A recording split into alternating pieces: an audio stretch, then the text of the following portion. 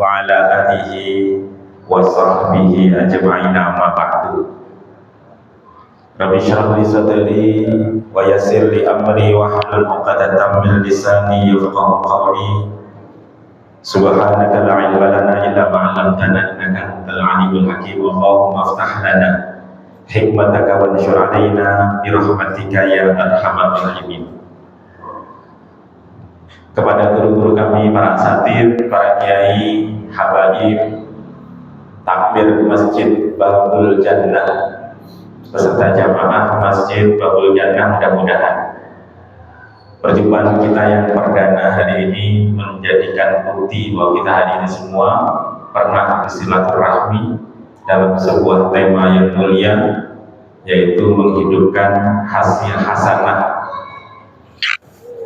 peninggalan baginda Rasulullah SAW dalam bentuk karya alim ulama. Mudah-mudahan kita semua nantinya dikumpulkan bersama orang-orang yang kita cintai, yaitu para alim ulama di surga nanti. Amin, amin, Allahumma amin.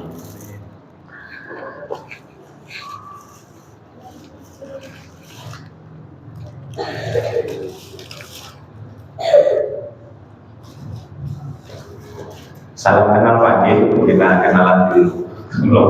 Saya Ahmadi, Ketua Lembaga Dakwah Nahdlatul Ulama Kota Balikpapan.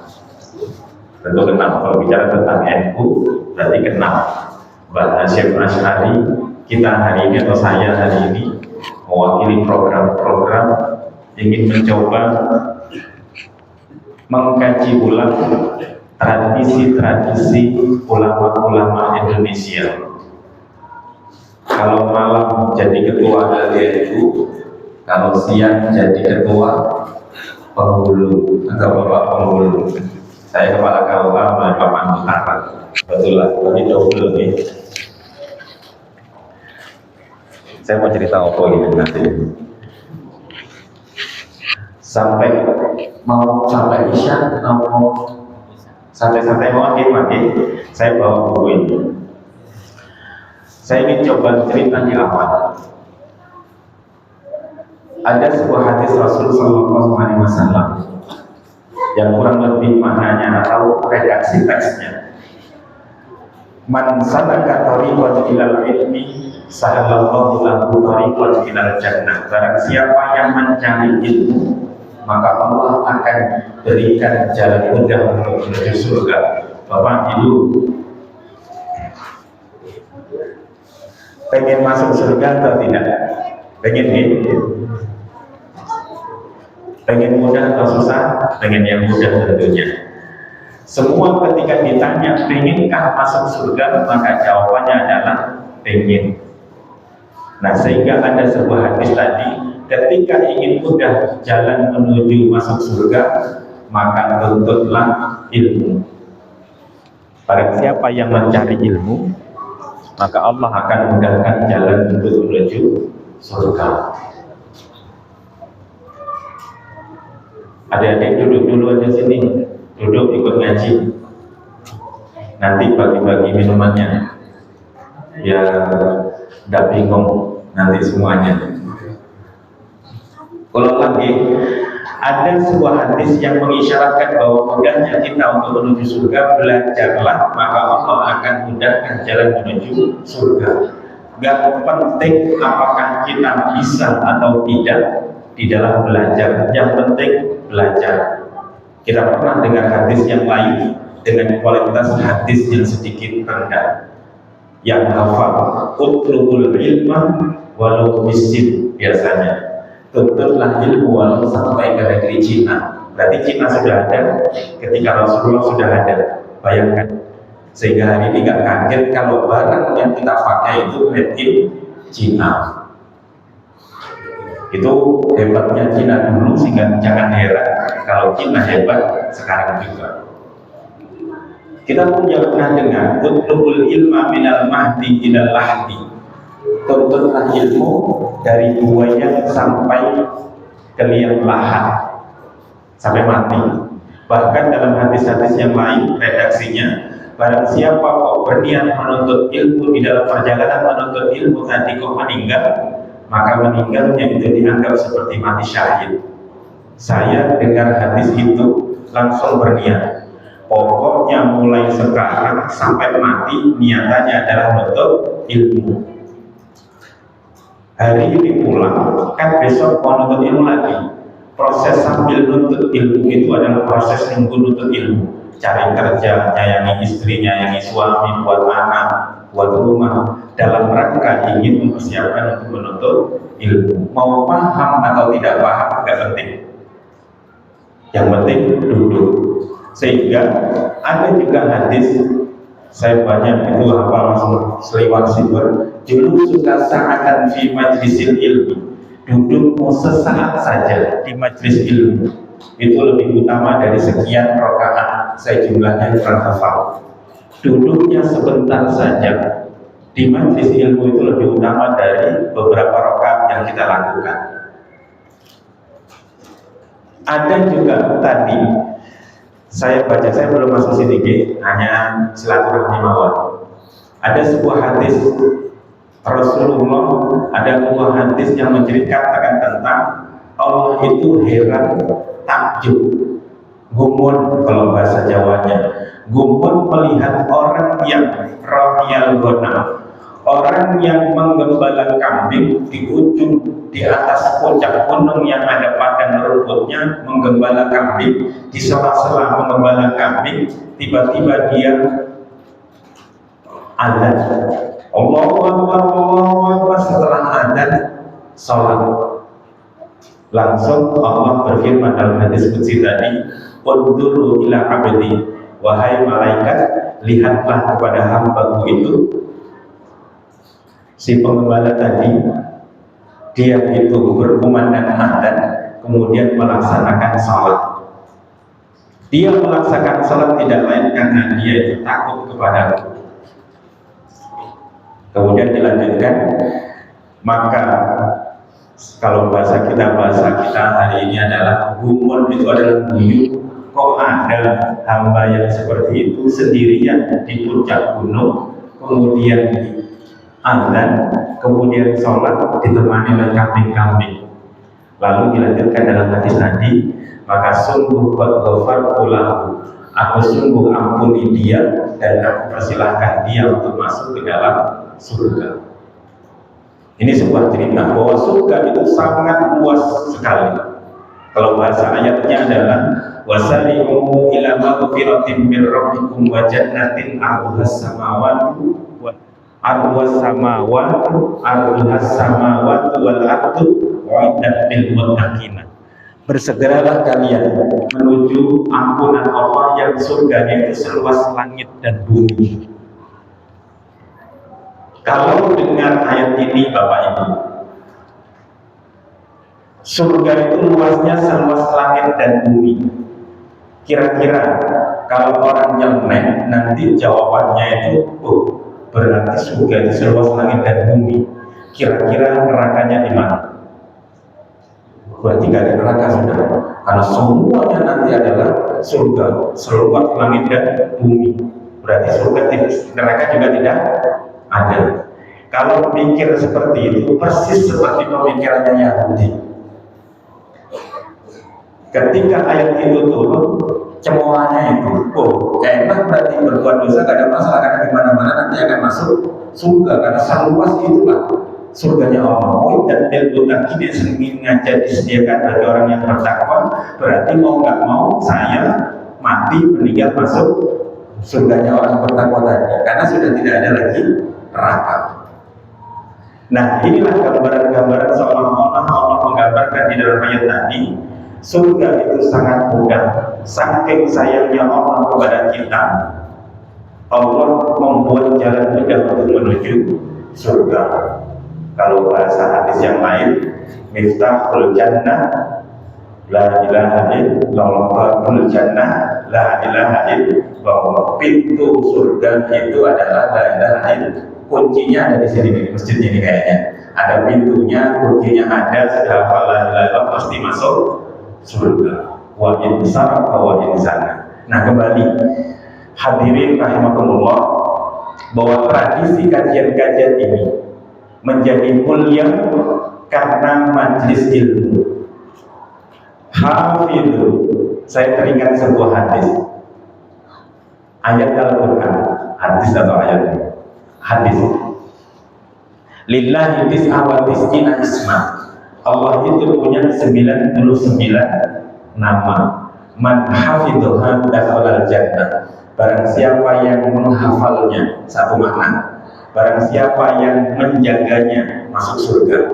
Kalau diartikan menghafal, hafalkanlah ya Rahman, ya Rahim, ya Malik, ya Qudus, ya Salam, ya sampai As-Sabur. Hafal enggak? Kalau hafal, alhamdulillah berarti ada kunci masuk surga.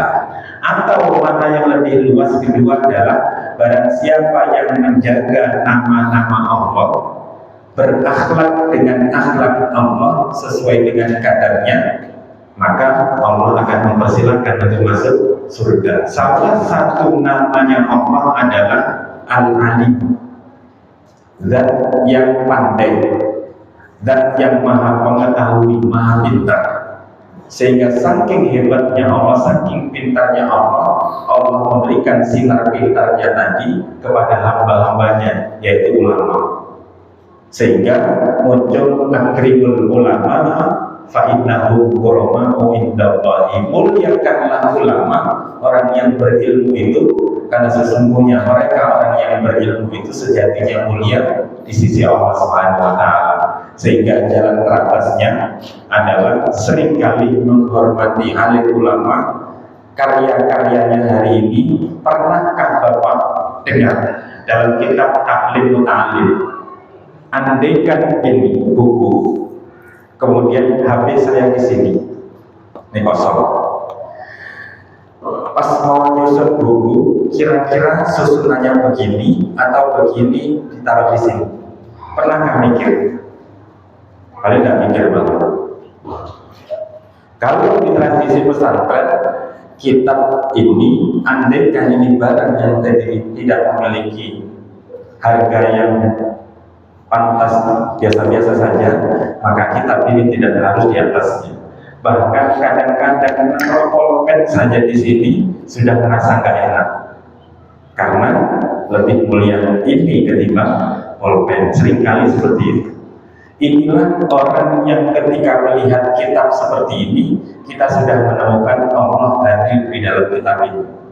Allah Al-Alim menurunkan ilmunya kepada alim ulama, dituliskan dalam kitab ini, maka menghormati buku ini sama dengan menghormati Allah Subhanahu wa taala tadi. Jadi enak. Gak mesti harus sholat kita untuk beribadah, dimanapun kita akan mudah untuk sambung kepada Allah Subhanahu wa taala. Nah, hari ini atau malam ini mempertimbang. Saya hampir seluruh masjid tak datangi karena ketuanya harus datang dulu beberapa break. Nanti Pak Bu, insya Allah jika tidak ada perubahan, setiap malam Kamis itu rencananya akan mengkaji kitab Nasaihul Ibad fi bayani al-fadhi munabbihati listidanil liyaumil ma'adi. Apa sampai judul kitabnya? Nasaihul Ibad fi bayani munabbihatil istidad liyaumil ma'adi. Buat ulang lagi. Apa? Bab nasihat hamba-hamba, menjelaskan tentang lafaz-lafaz yang menjadi pengingat untuk persiapan menuju hari kembali atau hari akhir. Kalau nggak pengen kembali ke sana, ke akhirat, nggak usah ngaji ini. Ini diantara nalar kitabnya. Kalau pengen hidup lama di dunia ini, nggak usah ngaji, karena nggak usah persiapan. Kalau ditanya, Bapak Ibu, saya seringkali ketika pengantin, saya ceritakan, pengantin itu dilatih 16 jam pelajaran atau 6 materi 2 hari. Pertanyaannya begini, pengantin, buatlah sungai kehidupan rumah tangga kalian. Paling tidak hari ini sekarang menikah, hari ini akan menikah, belajar menikah, besok 2 hari berikutnya simpulkan siapkah jadi suami, siapkah jadi istri. Andaikan dinilai siapkah menjadi suami nilainya atas 98 atau di bawah itu. Ketika di bawah 6 nilainya jangan nikah. Tapi kalau sudah 8 silakan nikah. Nah pertanyaannya, kenapa menikah? Sekarang umurnya berapa? 20 tahun, 25 tahun. Pengen nikah berapa lama? Kalau mau ini kita koreksi. Bapak pengen nambah istri berapa? Umurnya berapa kalau sekarang? Pengen nambah anak berapa? Kira-kira potensi untuk hidup dengan istri kita itu berapa lama? Pengen masuk surga? Pengen. Syarat untuk masuk surga adalah harus harus meninggal, ya. Nah, meninggalnya kita rencananya umur berapa? Pernah mikir, Pak Bu, pengen meninggal umur berapa? Halo.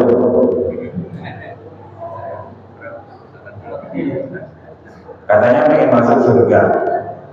Barang siapa yang menuntut ilmu, Allah akan mudahkan jalan menuju surga.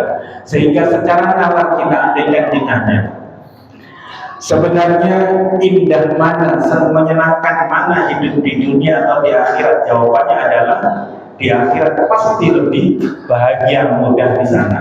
Semua yang kita inginkan ada, nggak perlu kerja, sudah dicukupi kebutuhannya. Itu nalarnya. Tapi kalau ditanya ulang, maukah meninggal? Jawabannya pasti nanti dulu. Nah, Bapak Ibu rahimahullah, inilah nalar-nalar yang dibawa. Ketika ditanya berapakah harusnya persiapan untuk menuju surga itu, harus kita sambut dengan semangat.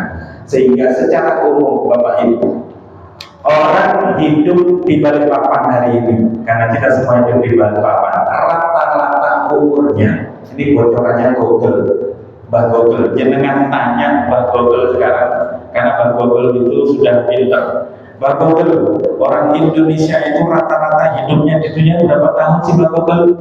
Langsung dia jawab, rata-rata Indonesia itu hidupnya 72 tahunan.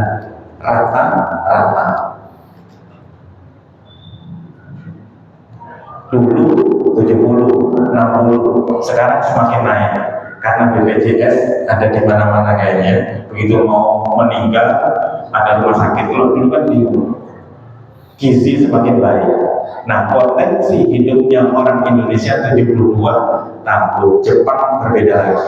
Kalau ingin panjang umur, pindah ke Jepang 80 tahunan. Nah, kenapa Indonesia jatahnya 72? Di antaranya adalah faktor-faktor makanan tadi yang mempengaruhi panjang umurnya. Saya nggak cerita itu. Inilah diantaranya kalau kita sudah diberikan isyarat-isyarat oleh Allah Subhanahu wa Ta'ala bahwa rata-rata usia orang Indonesia 72 tahun, berarti persiapkanlah amalan-amalan yang kita lakukan itu tidak lain adalah untuk menuju akhir dari kehidupan kita. Apapun yang kita lakukan pikirannya adalah mencari ridho Allah Subhanahu wa Ta'ala. Nikah pengen cari ridho, punya anak pengen cari ridho, duduk di sini walaupun ngantuk misalkan pengen cari ridho. Saya nggak pernah marah, misalnya jengkel. Kalau jengkel ngaji begini kok ada yang ngantuk tiba-tiba jengkel, lo ngapain? Wong juga sama-sama. Bahwa kita membuat tradisi ini adalah entah ngantuk atau tidak, saya datang dari sana ke sini pun sama, yaitu diantaranya adalah menghidupkan tradisi-tradisi ilmu. Allah itu al-alim. Ada sebuah dua konsekuensi.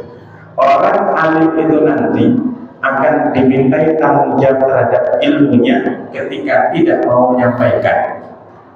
Udah pinter di pondok, kuliah, masjidnya tidak diisi. Nanti orang yang berilmu itu akan dimintai kenapa tidak membuat majelis. Bukan orang bodoh begitu. Orang bodoh itu nggak akan dimintai tanggung jawab, syaratnya tinggallah di hutan, nggak ada temannya, nggak ada Pak Ustadz, itu langsung masuk surga itu nanti. Nggak ngerti caranya sholat, nggak ngerti caranya ngaji, tinggallah di hutan sendirian. Lahir masuk hutan, nggak bisa ngaji, nggak bisa sholat, tiba-tiba tua meninggal. Kenapa kamu nggak sholat? Nggak ada gurunya, nggak ada itu. Tapi kalau sudah tinggal di Balikpapan, kenapa nggak sholat? Nggak belajar, nggak belajar, itu kan usah. Itu selesai. Orang yang tidak mengetahui maka hukumnya adalah wajib untuk belajar. Orang yang sudah mengetahui wajib untuk mengajarkan. Pun itu mukadimahnya karena sudah mau isya. Kalau lihat biasanya jamnya berapa? Isyanya kurang seperempat kah? Oke, buat. Saya langsung ngaji buka di Gimawan. Bapak-bapak, ibu-ibu menawi jenengan atau berkenan untuk belilah buku-buku begini. Kalau tidak bisa Arab, yang terjemahnya wonten. Kalau paling tidak gaya-gaya sedikit lah. Punya pernah seumur hidup beli kitab kuning, gitu saja. Seumur hidup walaupun di rumah dia tidak diapa-apain. Paling tidak bukti bahwa dulu ini pernah dibeli. Sehingga andaikan nanti kita meninggal, ini jadi saksi pernah dibeli. Bapak itu beli dulu, misalkan. Karena orang yang memperbanyak sujud, maka tempat sujud itu nanti akan menjadi saksi kepada bagi orang yang pernah disujudi. Nah, Bapak yang tadi contohnya, setelah sholat di sini, Bapak sholat sunnahnya kenapa pindah? Itu aliran apa itu? Sholat maghribnya di sini, kok begitu sholat kok mundur? Sama itu ikuti siapa? Aliran sesat jangan-jangan. Enggak gitu. Di antaranya adalah perbanyaklah bukti-bukti tempat sujud. Ayo sini, ayo sini, ayo sana, ayo sana. Itu di antaranya tempat itu nanti akan bersaksi bahwa saya dulu pernah disujudi oleh orang ini karena tunduk kepada Allah. Yang bunyinya Allah tadi kepada pengembala kambing, nggak ada orang lucu tuh hambaku ini. Sibuk-sibuk menggalap kambing kok sholat sendiri. Pun kita hadiah bukan lagi, kita hadiah kepada muallif kitab hadza Syekh Muhammad bin Umar Nawawi Al-Jawi.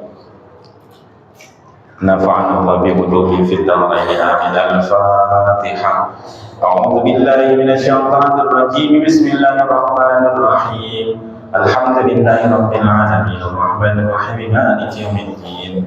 Iyyaka na'budu wa iyyaka nasta'in. Ihdinas siratal mustaqim. Siratal ladzina an'amta 'alaihim ghairil maghdubi 'alaihim waladdallin. Amin.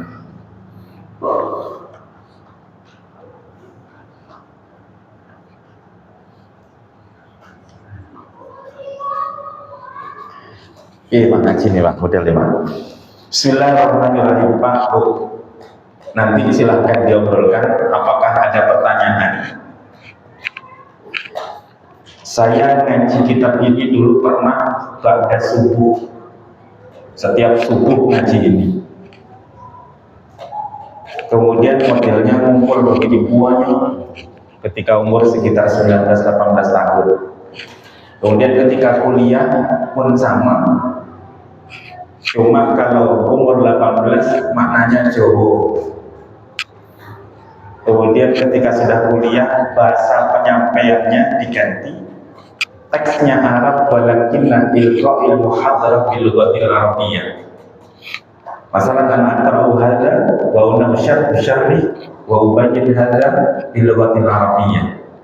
Sekarang saya ingin coba ganti, nyarahnya adalah dengan bahasa Indonesia supaya kita nikmati. Ketika bicara tentang kitab Nasaihul Ibad, ada sosok pengarang hari ini Pengarangnya adalah Muhammad bin Asy'ar Muhammad bin Umar Nawawi Al-Jawi. Yang sudah kenal, saya ingin kenalkan ulang. Imam Nawawi, ada dua Nawawi yang terkenal di dalam tradisi orang Indonesia. Ada Imam Nawawi, Al-Imam An-Nawawi dari Arab, yang masyhur syariatnya itu di Indonesia.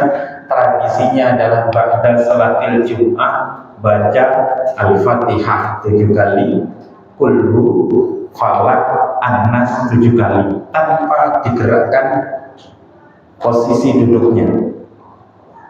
Tidak tahu di sini ngamalkan atau tidak. Siapa yang membaca itu, kesalahan Jumat sebelumnya itu akan diampunkan. Allah SWT baru ditutup biasanya ila firdausi a'la. Itu Imam Nawawi yang hafal tentang hadis-hadis orang Arab. Imam Nawawi ini bukan orang Arab, dia orang Indonesia yang pernah menjadi guru besar di Makkah Al-Mukarramah. Orang Indonesia, bayangkan kayak saya nih, orang Indonesia, wong Jawa, wong Banten, alim ulama, hafal ribuan hadis, sehingga didaulat menjadi imam Al-Haramain, lahir tahun 1813 Masehi atau 1815 Masehi, meninggal hampir 1880-an, meninggal di usia 85 tahun. Imam Nawawi itu punya keturunan sekarang Wakil Presiden Indonesia hari ini, cucunya Kiai Haji Ma'ruf Amin, yang sering kadang-kadang mana Wakil Presiden kok jadi bebas saja misalkan. Itu hebatnya cucunya itu sampai sekarang. Yang cucu yang hebat lagi, yang masyhur sekarang adalah Kiai Zulfa. Zulfa siapa namanya? Itu diantaranya cucu-cucu berikutnya. Zulfa Mustafa. Nah, ini diantaranya adalah kitab yang dibuka. Ada kitab yang terkenal juga, kitab pengantin. Uqudul Lijan fi Huquqi Bayani Zawjain. Kitab menjelaskan tentang suami istri, hak-haknya dan kewajiban. Hari ini kitab Nasaihul Ibad, beliau mensyarah dari kitab karyanya Ahmad bin Hajar Al-Asqalani. Ibnu Hajar itu ada dua. Ngikuti Pak, saya cerita saja sahabat saya. Ibnu Hajar ada dua, Ibnu Hajar Al-Asqalani dan Ibnu Hajar Al-Haytami. Ibnu Hajar Al-Asqalani itu mengarang kitab, kalau salah mohon dibantu, Fathul Bari. Kemudian juga mengarang kitab hadisnya yang kecil namanya Bulughul Maram. Pernah dengar ya? Yang kitabnya setebal ini, sekitar 500 halaman. Disebut Ibnu Hajar, ceritanya Ibnu itu artinya anak, Hajar batu, Hajar Aswad batu hitam. Ya toh? Ada sebuah tradisi ini Pak, saya teringat saja. Batu hitam, Hajar Aswad.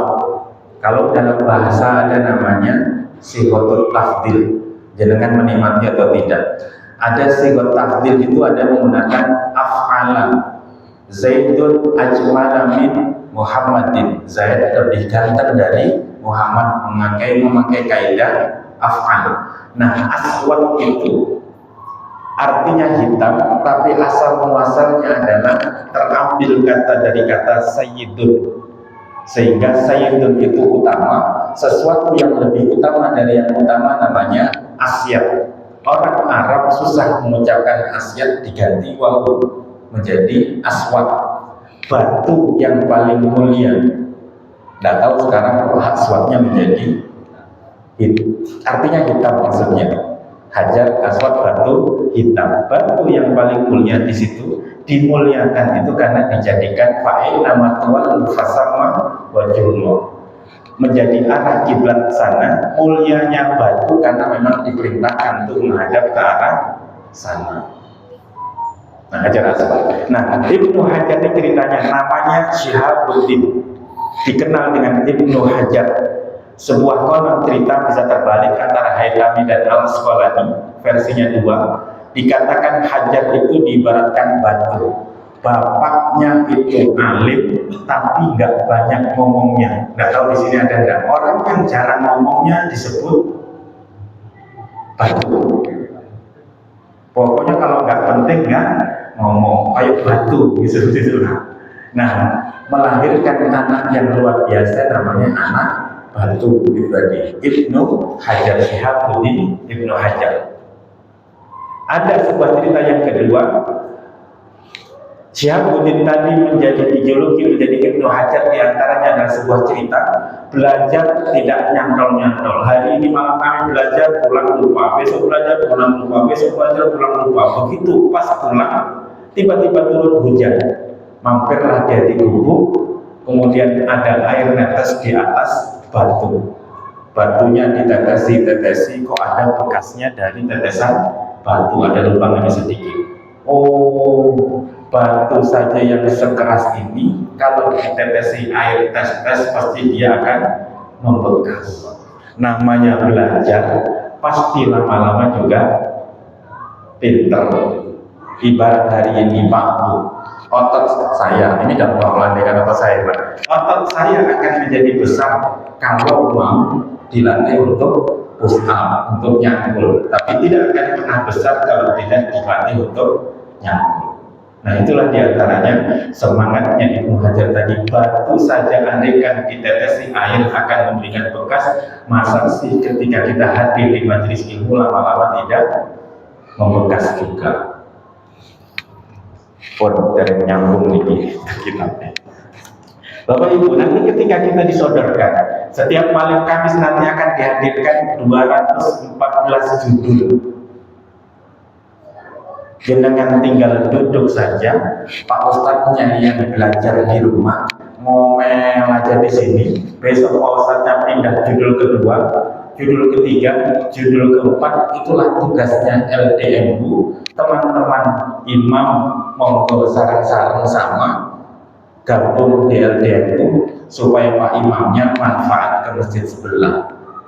Nah, sehingga hari ini kalau tidak ada dakwah atau program ini, saya nggak mungkin masuk ke masjid ini. Sudah hampir 6 tahun saya nggak pernah diundang di masjid ini. Padahal saya itu pemilik kekuasaan tertinggi di Balikpapan Utara. Itu adalah KUA. Ini boleh buka atau tidak itu KUA. Ini boleh operasional oleh undang-undang. Yaitu undang-undang masjid ini sesat atau tidak KUA, itu paling tidak. Karena izin operasionalnya adalah KUA. Nah, hari ini alhamdulillah kayaknya baru kalau nah ini nggak ketemu ya. Nah, Bapak Ibu, program inilah tadi 11 masjid, alhamdulillah. Andaikan setahun atau paham kita akan punya pemahaman berbeda, jamaah berbeda, Pak Ustadznya pun levelnya semakin naik. Inilah diantaranya, ayo sama-sama bagaimana kaifa natakhalaq bi asma'illah. Bagaimana sih kita berakhlak dengan nama Allah Al-Alim? Orang yang nggak ngerti duduklah, orang yang ngerti dipersilakan untuk duduk menyampaikan. Alim menjadi mulia karena ada yang mendengarkan, yang mendengarkan pun menjadi mulia karena ada sesuatu yang disampaikan. Enak sesungguhnya. Surga itu bukan punyanya orang kiai saja, bukan orang kaya saja. Miskin, kere, sabar masuk surga. Gampang lagi. Orang kaya masuk surga karena sedekahnya, orang miskin masuk surga karena sabarnya. Sudah miskin, ngomel, elek, tuwek, lorowan meninggal metu neraka. Mau tinggal sabar. Nah, jangan-jangan jalan mudah jenengan kita saya ini jalan mudah masuk surganya itu jangan-jangan sengaja diciptakan memiliki istri yang menjengkelkan suaminya. Pokoknya kalau lihat istri jengkelkan, alhamdulillah jalan menuju surga semakin kelihatan. Alhamdulillah, semakin sabar semakin tembus. Satu nggak cukup, dua. Amin, yang kedua.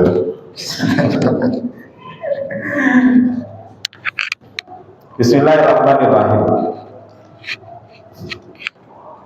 Tidak cukup. Bismillahirrahmanirrahim. Beliau mengawali kitab ini dengan kalimat Bismillahirrahmanirrahim. Wa tusannu inda ibtida'i kulli umurin ghairu kiratin. Wa tusannu, dan disunnahkan ketika memulai segala perkara yang tidak menghina, tidak hina. Maka bismillah, dalam syarah beliau menjelaskan bismillah. Syihabuddin ngarang kitab diawali dengan bismillah. Imam Nawawi melihat kalimat bismillah langsung nulis. Ada kalimat bismillah. Bismillah itu adalah segala sesuatu yang diucapkan yang ingin melakukan sesuatu, yang sesuatu itu tidak, sesuatu itu baik dan bukan hal yang hina. Saya contoh, muncul pertanyaan. Ada hadis, kullu amrin tibalin la ibda bibasmalatin fahuwa abtar. Perkara baik tidak baca bismillah maka perkara baik itu tidak menjadi sempurna. Jangan waktu wudu baca bismillah tidak. Iya, dalilnya apa? Ini diantaranya. Kalau hadisnya asbiul wudu bibasmalatin, sempurnakanlah wudumu dengan bismillah. Masuk masjid baca apa? Bismillah. Mau keluar masjid, bismillah. Masuk rumah, bismillah. Pakai baju, bismillah. Mau nyuri, bismillah. Supaya dosanya semakin, supaya selamat bisa berhasil nyuri. Nah, bagaimana hukumnya orang yang mencuri baca bismillah? Atau mau naik motor pergi dugem atau ke hal-hal yang enggak baik, bismillahirrahmanirrahim. Bagaimana hukumnya orang mengucapkan bismillah tapi niatannya adalah pada hal maksiat? Jawabannya apa? Boleh atau haram? Nah, kalau melihat tadi dalilnya adalah perkara yang muhkirat tidak boleh, perkara yang hina yang enggak baik maksiat tidak boleh baca bismillah. Nalarnya adalah mungkinkah orang yang langgengkan kalimat bismillah. Bismillah itu artinya apa sih? Dengan menyebut nama ya Allah, Engkau Maha Kasih, Maha Sayang. Tahu artinya? Jangan-jangan nggak tahu artinya. Orang yang tahu artinya, andaikan ini barang orang, Allah itu Maha Kasih, Maha Sayang. Masa sih tega ngambil barangnya orang? Allah itu Maha Kasih. Nggak tega. Muncul tadi orang yang mentradisikan bismillah, pasti dia tidak akan mampu untuk berbuat buruk kepada orang lain. Wa in tarakaha fi awwaliha, andaikan dia meninggalkan baca bismillah di awal waktunya, apa biha fi asnaiha, maka ayo ucapkan bismillah di tengah-tengah amalan-amalan tadi. Oh, lali tadi. Maka bismillahnya bunyinya apa biasanya? Bismillah fi awwalihi wa akhirihi. Bismillah, mau bismillah pakai awal mulu ya Allah sampai akhir ini nanti. Nah, muncullah sebuah pertanyaan, nanti akan muncul pertanyaan, bagaimana hukumnya orang yang berpuasa, puasa sunnah besok tidak niat puasa, tiba-tiba pas jam 10 nggak makan-makan karena nggak punya uang. Oh, sudah jam 10 mending puasa saja, bisa kan? Dalam tradisi-tradisi fikih pun diperbolehkan. Syaratnya mulai pagi subuh belum makan, nggak boleh makan dulu, berhubungan dengan makanan baru bismillah. Berbeda dengan niatnya di awal ketika subuh kemudian lupa, Kalau dia niat puasa kemudian ingat, berarti silahkan dilanjutkan. Tapi ketika tidak niat di malam harinya dan tidak makan, maka diperkenankan untuk melanjutkan puasa. Bismillahi fi awwalihi wa akhirihi. Alhamdulillah fi kulli hinin wa awqatin. Wassalatu ala rasuli asyrafal khalqi wal bariyati.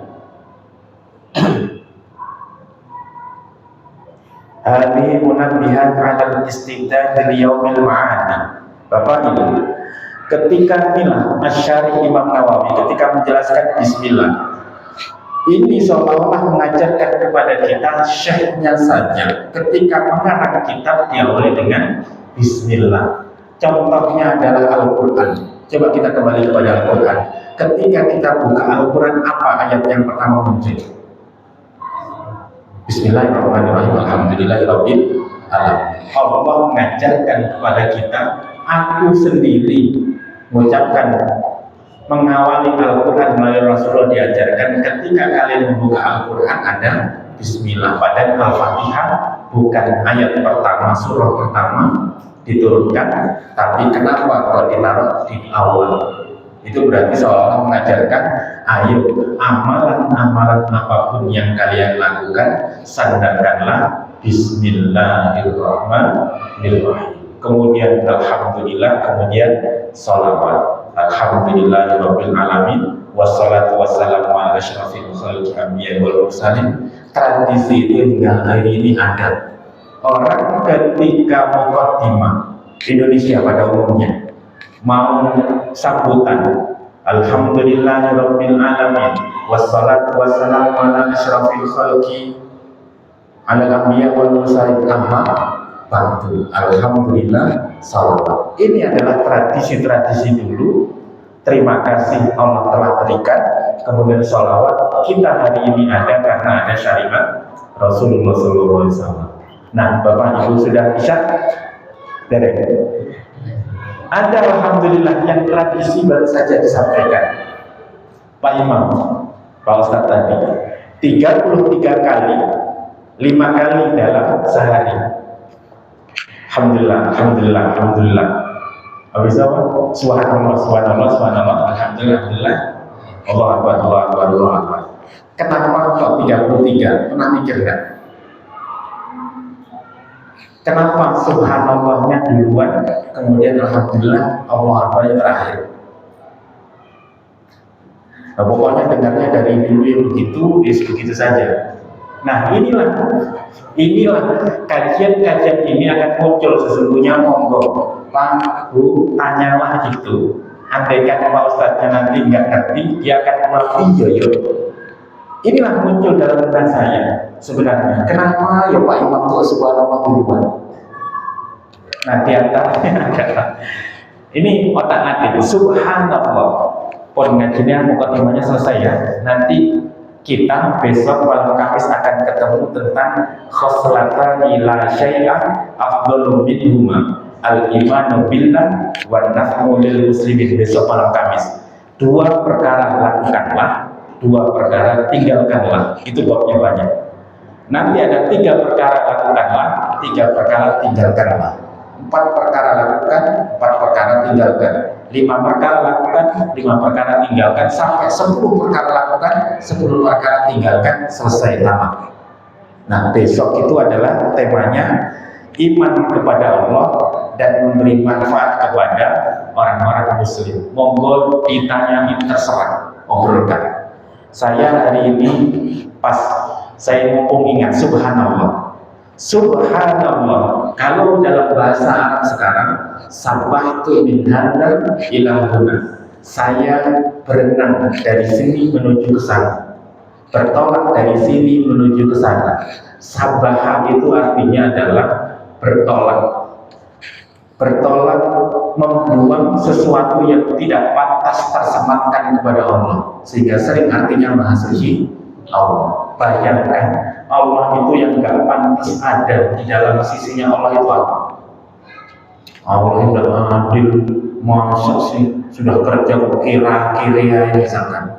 Ketika pikiran tidak pantas itu hilangkan dengan subhanallah, subhanallah. Bayangkan pikiran kita ketika tidak pantas protes kepada Allah, buanglah dengan kalimat subhanallah, subhanallah, subhanallah. Kemudian yang kedua, matur suwun, matur suwun, matur suwun, matur suwun, matur suwun. Makasih, thank you, thank you, thank you. Bayangkan nikmat Allah yang mana yang sudah diberikan kesampaian. Bujuku saya ini walaupun cerai, bujuku saya ini walaupun cerai. Bayangkan, alhamdulillah, alhamdulillah, alhamdulillah. Itu muncul ketika Allah Akbar, Allah Tuhan hebat, Tuhan hebat, Maha besar. Semuanya ada Allah di balik itu semua.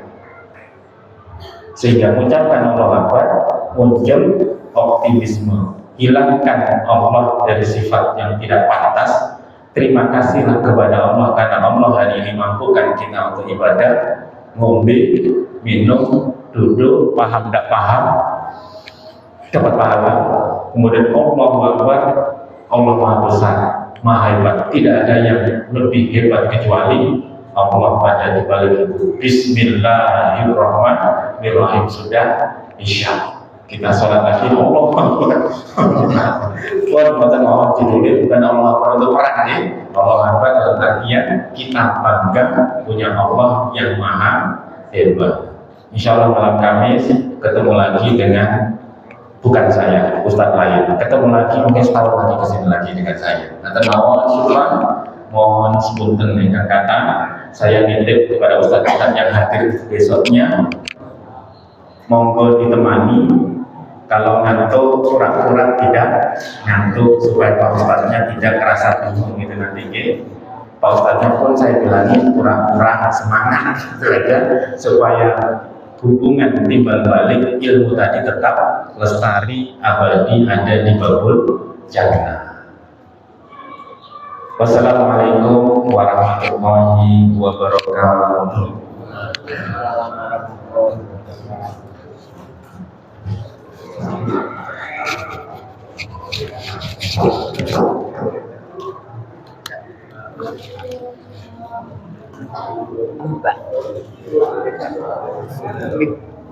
Oke.